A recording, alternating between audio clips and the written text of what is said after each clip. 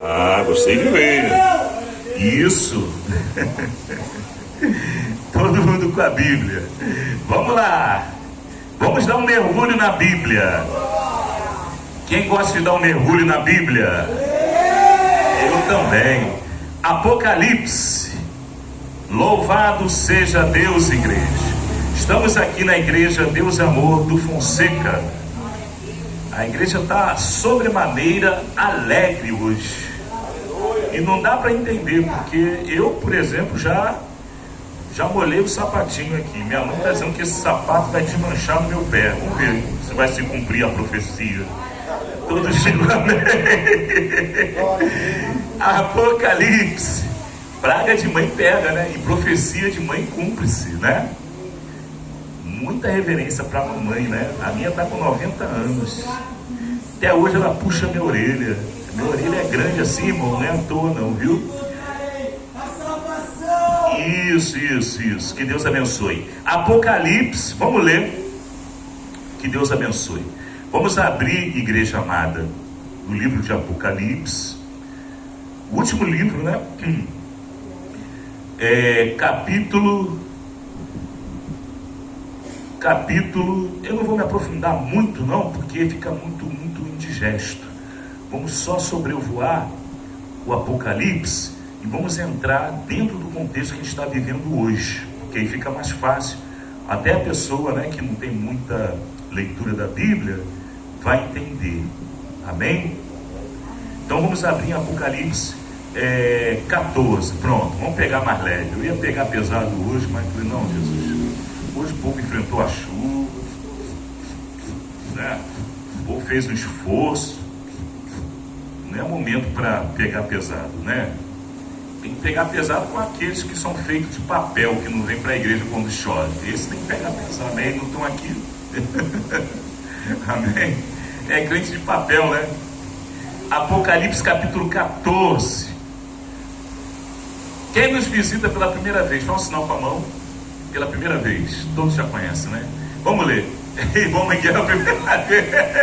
Esse daí foi o fundador da igreja. Que benção, né? Irmão Miguel, estou sempre orando pelo irmão. Fica tranquilo, tá? Parece não, mas eu amo o irmão, tá bom? Fica tranquilo que eu amo o irmão, com sinceridade. Apocalipse 14. Quem achou, diga glória a Deus. Aleluia. O cordeiro. Ih, botei óculos. Não precisa de óculos, pega. A médica disse para você jogar esse óculos fora. Ela manda comprar óculos. Aí eu digo, mas eu sem óculos enxergo melhor. Então não gosto do óculos. Ué, mas e aí, como é que fica? Mistério, né? Dá para entender, irmã Senhor?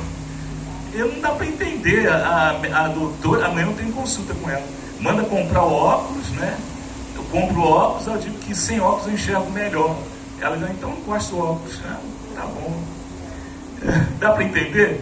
Irmão, crente, ele é um ponto de interrogação. Repita comigo. O crente é um ponto de interrogação. Ninguém entende o crente. Apocalipse 14.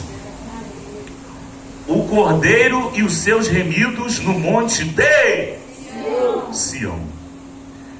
E olhei, e eis que estava o cordeiro, com letra maiúscula, tá? Esse cordeiro é com letra maiúscula, sobre o monte de Sião, e com ele 144.000, que em suas testas tinham escrito o nome dele e de seu pai.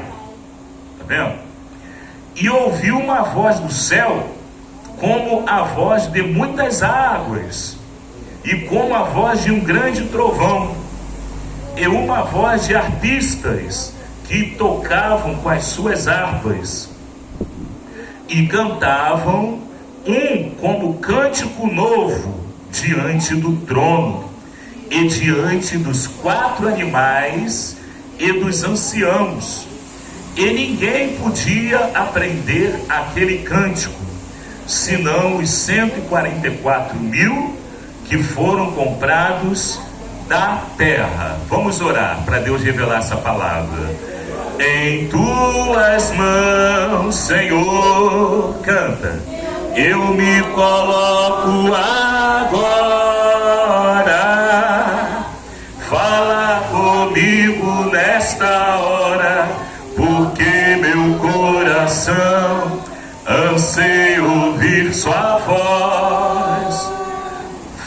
fala comigo.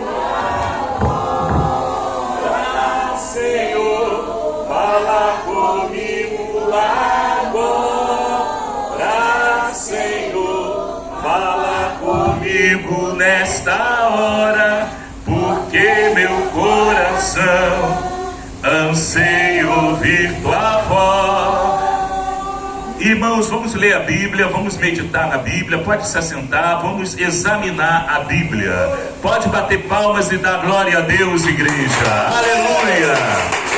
Chegou aquele momento que todos esperavam, a palavra. Aleluia! E olhei, e eis que estava o Cordeiro sobre o monte de Sião, e com ele 144.000, que em suas testas tinham escrito o nome dele e de seu pai. Irmãos, quem está acompanhando os últimos acontecimentos lá em Israel? Quem está mais ou menos por dentro do que está acontecendo? É uma coisa muito grave que está acontecendo. Quem está sabendo do derramamento de sangue? Poucas pessoas. A irmã Patrícia está sabendo, né? Irmãos, está havendo um grande, viu, Zé? Um grande derramamento de sangue em Israel. A Bíblia Sagrada, irmãos, é um livro espiritual, mas também é um livro histórico. É um livro que contém nome de cidades, contém nome de países, nome de reis, nome de povos, não é verdade? Nome de todos os patriarcas. Todos os patriarcas. Que quando veio o dilúvio, só sobrou quem? Só sobrou Noé, Cão, Sem e Jafé. E as suas respectivas, né, esposas. Então, a Bíblia menciona todos os patriarcas. É um livro espiritual, mas ao mesmo tempo é um livro histórico. E quando nós folheamos a Bíblia lá em Gênesis, nós vamos nos deparar com a história de um homem chamado Abraão, o amigo de Deus, aquele homem que tinha uma intimidade tão grande com Deus, que era chamado amigo de Deus. E Abraão, ele recebeu uma promessa, já com a idade avançada de 80 anos, Deus fez uma promessa para Abraão, que dele haveria de surgir um povo mais numeroso do que as estrelas do céu, que nem aquele telescópio Webb conseguiu detectar. A descendência de Abraão vai ser mais numerosa ainda. Quem está entendendo, igreja? A descendência de Abraão não é a descendência de Abraão na carne, mas é a descendência de Abraão através da fé e através do Espírito. Quem está entendendo a diferença? Porque a descendência de Abraão na carne foi gerada através de Ismael, que foi o filho de Agar, a concubina de Abraão. Mas Deus, ele é um Deus justo, e é um Deus que não tem nenhum tipo de variação, nenhum tipo de mudança de caráter. Deus, ele é o mesmo ontem, hoje, eternamente, como sempre foi. E Deus, ele não tolera o pecado. Quem está entendendo, diga amém. Pois é. Mas ali Sara, já com a idade avançada, Abraão já estava lá com seus 90 anos, estava com a idade da minha mãe, Abraão. E Sara também já estava na casa dos 80. Ela pensou, bom, eu vou fazer o seguinte, eu sou velha, meu marido é velho, a gente não vai ter filho, porque além de ser velha, eu sou estéril, não tem como eu gerar. Então eu vou colocar a minha serva, Agar, para deitar com o meu marido. Quem está entendendo, igreja? Que gracinha, né? Para não dizer o contrário, né? Irmãos, eu fico vendo muitas vezes a pessoa acompanhando novela. É claro que a gente não é cego nem surdo, né? A gente faz visita. E às vezes a gente chega na casa da pessoa, tá lá aquela novela, irmãos, é tanta imundície que a gente fica pensando, meu Deus, como é que a pessoa aguenta ver, ligar e acionar e contemplar uma imundície dessa? A gente pensa só, né? A gente não pode falar, né? Quem está entendendo, diga amém. Da mesma forma, Sara, a esposa de Abraão, ela arrumou um jeitinho para que Abraão tivesse filho. E aí colocou a serva Agar para deitar com Abraão.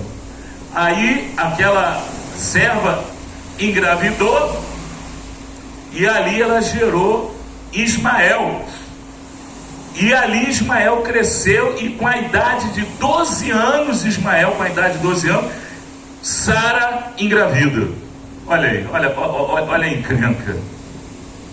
E ali Sara engravidando, né? E Abraão ficou ali no meio de dois foguetes, né? Abraão ficou no meio de Israel e no meio da faixa de Gaza. Quem está entendendo?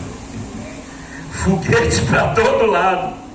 E o próprio Deus disse para Abraão: Abraão, olha só, do jeito que está, não vai dar certo. Você tem que despedir a tua serva, porque não foi isso que eu falei com você. E você tem que despedir o filho da sua serva. E Abraão ficou triste. Quem está acompanhando a história? Abraão ficou triste. Irmão, o que isso tem a ver? Tem tudo a ver, mas eu tenho que dar essa volta para você cair no contexto. E ali, irmãos, Abraão, ele mandou Agar embora junto com seu filho Ismael, que também era filho de Abraão, mas não era o filho do casamento. E Abraão se entristeceu e rogou a Deus para que Deus tivesse misericórdia de Agar e tivesse misericórdia de Ismael. É claro, o pai, ele nunca vai querer o mal para o seu filho, mesmo que seja um filho, né, bastardo, como costuma se dizer, né? E Deus atendeu a oração de Abraão e disse: olha, Abraão, tudo bem, eu vou abençoar Ismael, ele vai gerar 12 tribos. Essas 12 tribos serão 12 tribos guerreiras. Essas 12 tribos será como jumento selvagem e será contra todo mundo. Vai ser um povo nervoso. Quem está entendendo, diga amém. Eu não sei se os irmãos sabem, mas o estatuto, né, da autoridade palestina é acabar com Israel. Quem está entendendo? Ponto. E ali se cumpriu a palavra de Deus. Agora a gente vai chegar no contexto. Passados esses anos, séculos, passado esse tempo todo, veio a nação de Israel habitar justamente ali, a Judéia, onde hoje eles dizem que é a faixa de Gaza. Mas ali não é a faixa de Gaza, o nome daquilo ali é Judéia. Você sabe o que quer dizer Judéia? É onde moravam os judeus. E os judeus, eles habitavam ali, sendo que o exército otomano expulsou os judeus dali e houve uma grande carnificina, um grande derramamento de sangue, para variar, né? Um grande derramamento de sangue. E ali tem umas pessoas que se apoderaram daquele lugar, que é um verdadeiro lixo. Não dá nada, eles não conseguem fazer nada, porque todo o dinheiro que manda para lá, ao invés deles plantarem lá uma horta, ao invés deles construírem uma escola, ao invés deles comprarem lá uma roupinha melhor, eles gastam tudo em armamento. Quem está entendendo? Isso todo mundo sabe, mas tem gente que finge que não sabe.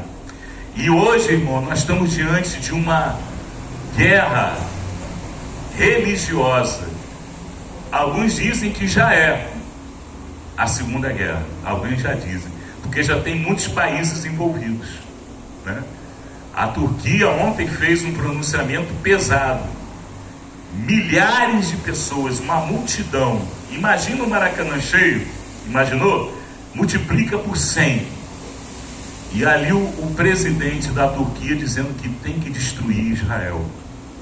Quem está sentindo o mover profético já se apoderando dos nossos dias? Então, você que está meio assim, meio Raimundo, quem está entendendo, crente Raimundo? Você tem que tomar uma decisão. O contexto agora é de vigilância, porque da mesma maneira que o Estado Islâmico tem como objetivo acabar com Israel, eles também querem acabar com a igreja. Eles querem destruir a igreja. Nós estamos aqui folheando a Bíblia em Apocalipse 14, tudo isso para agora que vai começar a mensagem. E nós vemos aqui uma multidão de 144 mil que estavam ali no Monte das Oliveiras, e na sua testa estava escrito o nome do Filho e o nome do Pai. Eram 144 mil marcados, 12 mil, faz a conta aí, 12 mil de cada tribo de Israel. 12 vezes 12 mil vai dar 144 mil. Faz a conta aí no seu celular para ver se não vai dar isso. É o que a Bíblia diz, né? E aqueles que estavam marcados são justamente aqueles que não se contaminaram, aqueles que estavam aguardando o cumprimento profético.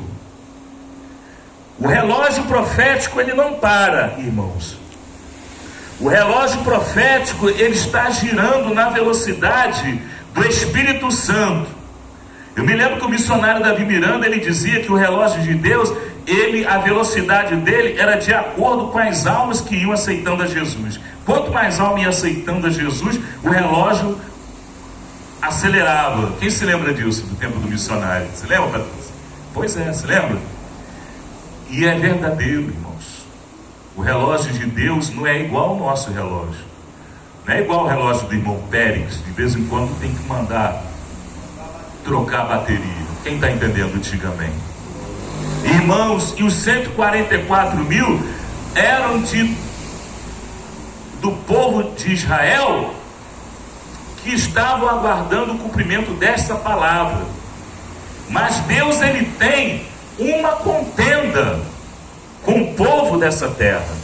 Quando você abre lá em Oséias, capítulo 4 de Oséias, você vai ver que Deus, ele tem uma contenda com os moradores da terra. E Deus, ele tem que acertar contas com Israel, porque foi Israel que entregou o Filho de Deus na mão dos romanos. Foi ou não foi? Eles não mataram, mas mandaram matar. Tá no mesmo. Hoje, pela lei, a pessoa que manda matar vai preso do mesmo jeito. Não é igual lá em Petrolândia, onde eu morava, lá no sertão, que o pistoleiro tinha conta no Banco do Brasil, ele matava e a polícia não prendia, porque a profissão dele era essa. Mas com Deus não tem isso não. A justiça de Deus é muito mais elevada do que a nossa. Bate palma e dá glória a Deus, igreja, muito mais elevada. Pois bem, vai acompanhando. E ali, irmãos, quando a igreja, ela volta com o Senhor, porque a igreja, ela é arrebatada, e quando ela é arrebatada, ela passa a habitar a nova Jerusalém, que está no céu, não é essa que está na terra, né? É a nova Jerusalém. E enquanto a igreja está participando das bodas do Cordeiro, o próprio Senhor Jesus, ele olha lá de cima o contexto, e quando ele vê que a seara já está madura, quando ele vê que já está na época já de fazer a cega, aí ele desce junto com a igreja. Quem está entendendo, diga glória a Deus. Lá em Apocalipse capítulo 21 você vai ver. A nova Jerusalém, ela vai descer como noiva ataviada para o seu marido, com uma noiva enfeitada, mas não é com batom, brinco na orelha, pintura, esmalte, não é enfeitada desse jeito. A noiva do Cordeiro, ela vai vir adornada principalmente com a coroa, né? E com todos os dons maravilhosos, com todos os frutos maravilhosos do Espírito Santo. Quem gosta de receber o fruto do Espírito Santo e os dons do Espírito Santo? E quando a igreja desce juntamente com o Cordeiro, ela aterriza justamente no lugar onde era a primeira Jerusalém, a antiga Jerusalém, ali onde Deus fez a promessa para Abraão. Abraão, olha, eu tenho te dado desde o rio Nilo até o rio Eufrates, eu tenho te dado uma descendência. Eu vou trocar o teu nome, você não vai ser mais Abrão. Abrão quer dizer pai exaltado, mas você não vai ser mais Abrão, você vai ser Abraão, que é um pai de muitos povos, e você vai ver a tua descendência. Quem está entendendo, diga glória a Deus.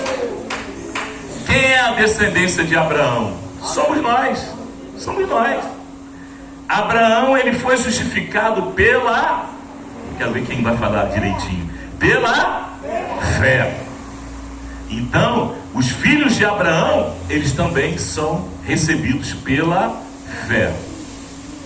Lá em João capítulo 3, versículo 16, a palavra de Deus diz: olha, porque Deus amou o mundo de tal maneira que entregou o seu Filho unigênito, para que todo aquele que nele crê não pereça, mas tenha a vida eterna. E lá em João capítulo 1, versículo 11, a Bíblia diz: olha, ele veio para o que era seu, mas os seus não o receberam. Aqueles que estavam na carne não o receberam, mas todo aquele que o recebe, lhe é dado poder para serem chamados filhos de Deus. Quem está entendendo? Pode glorificar, fica à vontade, pode dar glória, não tem problema não. Não atrapalha não, glória a Deus, ele atiça mais o fogo. Irmãos, então nós vemos que nesse contexto dos 144 mil, a igreja estará reinando juntamente com o Senhor Jesus. E no momento que o Senhor Jesus ele desce junto com a igreja, o Monte da Oliveira ele se abre, e o exército que vem do Oriente, ele vem para atacar Jerusalém, para destruir Jerusalém. Só que ali o Senhor ele vai pelejar com a espada da sua boca. Quem está entendendo?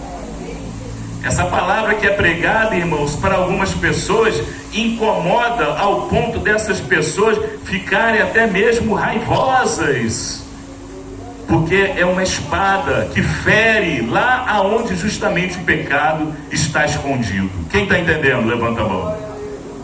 E com a espada da sua boca ele pelejará, a espada de 2 fios, corta para a direita, corta para a esquerda, corta para o lado, para frente, para baixo, para cima, pontuda, é apta para discernir os sentimentos e vai até a divisão da alma e do espírito, apta para discernir os intentos do coração. Quem está entendendo?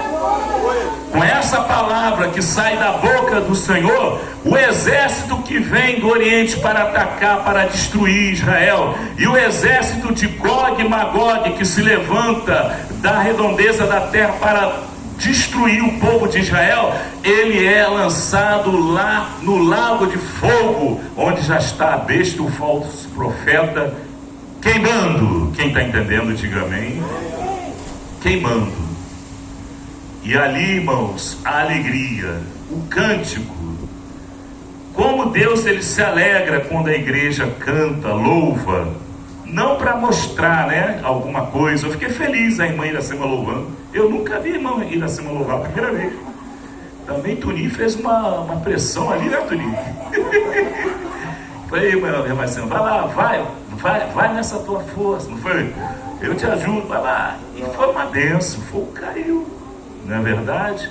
O que adianta a voz afinadinha, bonitinha no tempo, né? Bonitinha, mas vazio, sem Espírito Santo. E eu ouvi uma voz do céu como a voz de muitas águas, e como a voz de um grande trovão, e uma voz de arpistas. Olha aí, eles estavam tocando guitarra. Aqui estou falando harpa, mas na minha concepção era guitarra. Que tocavam com as suas harpas e cantavam como cântico novo diante do trono. Então quer dizer, o povo estava se alegrando, irmãos, diante do trono de Deus, porque eles estavam ali para fazer a vontade de Deus, mas ao mesmo tempo eles estavam ali para reinar, porque diante do trono de Deus estão os 24 24 anciãos também, sentados nos 24 tronos, todos os patriarcas ali, e a igreja também a ser assentada nos tronos da casa de Davi. Lá no Salmo 122, é só você ler na Bíblia, não tem nada, não estou inventando nada, é o que está escrito. Alegrei-me quando me disseram, vamos à casa do Senhor, os nossos pés estão dentro das tuas portas, ó Jerusalém. E Jerusalém está edificada como uma cidade bem sólida, onde sobem as tribos do Senhor, como testemunho de Israel, para darem graças ao nome do Senhor, porque ali estão os tronos do juízo, os tronos da casa de Davi. Oh, aleluia! Aleluia! Você sabe quem foi Davi? Ele foi um rei. Ele foi um rei. Você é um rei. Você é uma rainha. Você é um rei. É um rei. É um rei. Quem está entendendo? Joelma, você é uma rainha. Simval, você é um rei. Tuninho, você é um rei. Rei Tuninho. E nós estaremos reinando, irmãos, juntamente com o Senhor. É difícil para o povo do mundo entender essas maravilhas, porque primeiro, eles não aceitam a palavra de Deus. A palavra de Deus está falando, e está dizendo, e está mostrando, e está deixando bem fácil, até uma criança entende. Eu estou dizendo isso porque quando eu era criança, quando eu tinha uns 6, 7 anos, eu fiz o catecismo, lá no colégio Nossa Senhora das Mercês, né? E a freira que tomava conta da gente, ela me mandava ler a Bíblia. E quando eu lia a Bíblia, eu perguntava para ela muitas coisas. E ela, muitas vezes, ela se incomodava, porque as coisas que eu perguntava era tipo assim, vem cá, aqui está dizendo que é proibido imagem. Por que está cheio de imagem aqui? Ei, Mangolarinha? Era tipo isso, quem está entendendo? Depois fui saber que ela depois se converteu, se casou e se tornou uma missionária. Pensa, né? Fiquei muito feliz mesmo. Então, irmãos, o povo do mundo não quer receber a palavra. Mas nós que somos filhos, nós precisamos ouvir a voz do nosso Pai e discernir aquela voz que não é dele. Lá em João capítulo 10, a palavra de Deus diz que a ovelha, ela conhece a voz do seu pastor. Não é verdade? A ovelha deve discernir, opa, tem coisa aí que não está batendo aqui com o Espírito Santo que habita em mim. Quem está entendendo, diga glória a Deus. Não, essa palavra aí não é de Deus, não. Eu vou pegar a Bíblia, eu vou ler, vou orar, vou pedir ao Senhor para me orientar. Ah, pois é. Então Deus, ele vai te mostrar as profundezas e os mistérios que para o mundo é oculto, para você é revelado como a luz do dia. É necessário obedecer? Sim, é necessário obedecer. A ovelha é um animal manso. A ovelha não fica dando coice para lá e para cá, não fica debatendo. Eu acho feio quando os irmãos começam a discutir. Às vezes está pregando, às vezes a pessoa lá interrompe a mensagem, entra no meio. Irmãos, a ovelha, ela tem que ser mansa. Quem está entendendo? Ela deve ouvir a voz do bom pastor. Quando o bom pastor fala, a ovelha, ela ouve com bastante atenção. Estes são os que dentre os homens foram comprados como primícias para Deus e para o Cordeiro. Quer dizer, aqueles 144 mil, eles foram separados para que no dia do cumprimento, do acerto de contas com Israel, porque lá em Zacarias, a Bíblia diz que eles o verão e o chorarão como quem chora o unigênito, e o prantearão como quem pranteia pelo primogênito. Eles, o povo de Israel, vai ver naquele grande dia, aquele que eles entregaram na mão dos romanos, eles vão reconhecer e vão se lembrar, eu não sei como, mas eles vão reconhecer que aquele que está com os pés sobre o Monte das Oliveiras, juntamente com os 144 mil e com a igreja, é justamente o Cordeiro de Deus, que tira os pecados do mundo. E eles desprezaram, eles colocaram lá na cruz do Calvário. Natal já está se aproximando, aí vamos começar a falar a paixão de Cristo, Aí tudo bem, passa a época do Natal, pronto, aí volta tudo a estaca zero. Ninguém se lembra mais do sacrifício. A palavra foi semeada nos pedregais, não é verdade? Ou entre os espinhais, não é verdade? Ou na beira do caminho, para as aves do céu comerem. Mas a palavra, quando ela é pregada numa terra boa, numa terra adubada, numa terra irrigada, numa terra fértil, a palavra começa a frutificar. Lá em Isaías capítulo 55, versículo 11, a Bíblia diz, eis como a minha palavra será como chuva, ela não voltará para mim vazia, antes ela cumprirá o propósito pelo qual ela foi mandada. A palavra, quando ela é semeada numa boa terra, ela frutifica, ela cresce, ela desenvolve, ela se expande, ela se estabelece, porque é a palavra de Deus. Aleluia, aleluia. Então, irmãos, a palavra ela vai se cumprir, não é verdade? E cantavam um novo cântico, os irmãos se alegravam diante da presença do Senhor Jesus. A igreja ela se alegra, como diz lá no livro de Cantares, esse é o meu Senhor que vem saltando sobre os montes, né? Como a gazela vem saltando sobre os montes, ele vem, né? E Deus ele tem essa promessa para nós, que logo logo ele vai aliviar todo o nosso sofrimento, toda a nossa angústia aqui nessa terra vai cessar, todo o nosso choro, as nossas lágrimas que nós derramamos escondidinho dentro da nossa casa, para ninguém ver, ele mesmo vai enxugar. Nós estaremos ali com a cabeça no ombro de Jesus, igual a João, né? O apóstolo amado, com a cabeça no ombro de Jesus, e Jesus nos consolando, enxugando as nossas lágrimas e dizendo, filho meu, entrai e tomai por herança o reino que vos é preparado desde a fundação do mundo. Pode bater palma para o Senhor Jesus. Aleluia. Vamos orar. Esta é a palavra, irmãos. Deus ele tem falado conosco.